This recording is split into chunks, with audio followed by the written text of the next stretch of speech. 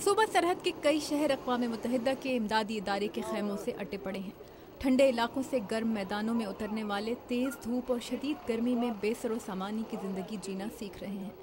لڑائی 2 مہینے میں ختم ہوگی یا 2 دن میں، ان کے لیے ایک سے دوسرا لمحہ کرنا امتحان بنتا جا رہا ہے۔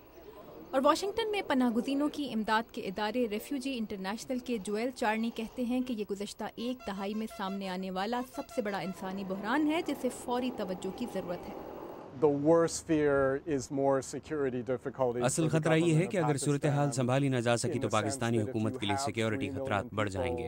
اگر آپ کے 30 لاکھ لوگوں کو فوری امداد نہ ملی تو وہ امریکہ یا کسی اور ملک کو الزام نہیں دیں گے، بلکہ اپنی اس حالت کا ذمہ دار پاکستانی حکومت کو ٹھہرائیں گے۔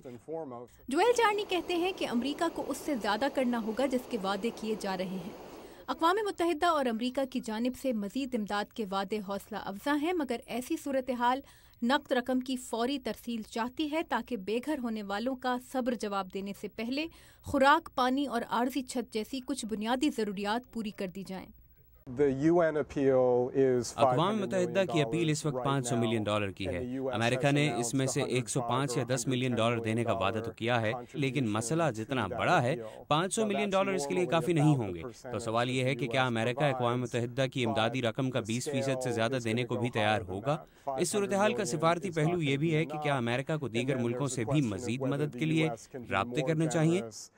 صدر اوباما کے خصوصی نمائندے رچرڈ ہولبروک صورتحال کی سنگینی کا مشاہدہ کرنے کے لیے خود پاکستان میں ہیں، اور جویل چارنی کہتے ہیں کہ پناہ گزینوں کے مسائل کا ذاتی مشاہدہ رچرڈ ہولبروک کو امریکہ کے یورپی اتحادیوں اور خلیج کے مسلمان ملکوں سے پاکستان کے لیے مزید امداد کی درخواست کرنے میں مددگار ثابت ہوگا۔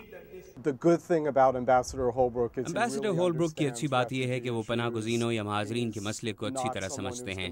وہ کبھی بھی بے گھر ہونے والوں کے مسئلے کے انسانی پہلوؤں سے صرف نظر نہیں کریں گے، اور دوسرے ملکوں سے مزید امداد کے لیے رابطے کرنے میں وہ ایک بہت مؤثر امریکی سفارتکار ثابت ہو سکتے ہیں۔ امریکی امدادی ادارے کے عہدیدار مانتے ہیں کہ پاکستان میں بے گھر ہونے والوں کا یہ بحران کسی حد تک امریکہ کی ذمہ داری ہے، جس کا حل تلاش کرنا بھی امریکہ کی ذمہ داری بنتی ہے، مگر امریکہ عالمی مدد کے بغیر اپنی تنہا حیثیت میں اتنی بڑی بے گھر آبادی کو مطمئن کرنے کا کام نہیں کر سکتا۔ تابندہ نعیم، اردو VOA، واشنگٹن۔